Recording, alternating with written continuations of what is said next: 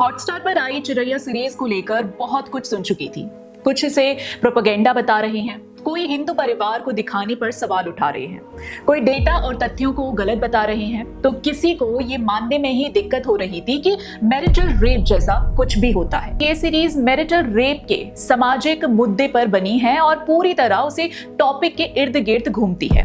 देखिए, अगर आप इसे सोशल प्रॉब्लम समझने के लिए देखेंगे तो प्रोपेगेंडा नहीं लगेगा, वरना तो आजकल सब कुछ किसी ना किसी के लिए प्रोपेगेंडा ही है। हमारे देश में मैरिटल रेप के खिलाफ कोई अलग कानून नहीं है, लेकिन कानून और सरकार इसे क्रूअल्टी बाय हस्बैंड और रिलेटिव्स के रूप में देखती है। जितने केस रिपोर्ट होते हैं उनमें से करीब 31.4% क्रूअल्टी बाय हस्बैंड और रिलेटिव्स में आते हैं। अब आप इसमें मैरिटल रेप को भी शामिल समझ सकते हैं।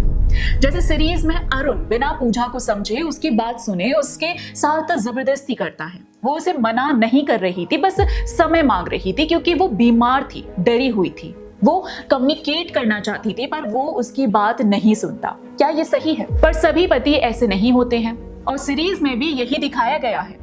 अरुण का बड़ा भाई विनय समझदार है, अपनी पत्नी का सम्मान करता है और उनका सुखी परिवार है। सबसे अच्छी बात यह है कि फिल्म एक संपन्न परिवार को दिखाती है जिसमें पढ़े लिखे और कम पढ़े लिखे दोनों लोग हैं। वो इस समस्या को कैसे देखते हैं, इससे समझ आता है कि मैरिटल रेप इतना कॉम्प्लेक्स है कि पढ़े लिखे लोगों को भी इसे समझने में दिक्कत आती है। हमारे देश में शादी एक सम्मानजनक संस्था है और जरूरी भी है। ये समाज का आधार है। यही कारण है कि सरकार या कोर्ट मैरिटल रेप जैसे कानून लाकर इसे कॉम्प्लिकेट नहीं करना चाहती, पर सीरीज शायद ये प्रोपेगेट करना चाहती है कि ये कानून बनना चाहिए। पर सीरीज ये नहीं बताती कि कैसे बनना चाहिए, क्या आधार होंगे और फेक केसेस कैसे रुकेंगे और मैरिटल रेप कैसे साबित होगा। यहीं पर ये थोड़ा प्रोपेगेंडा लगता है और अजीब भी। वैसे ये प्रॉब्लम सच है या नहीं, इसको मैंने किसी के कमरे में घुसकर नहीं देखा, पर वो तो आपने भी नहीं देखा ना।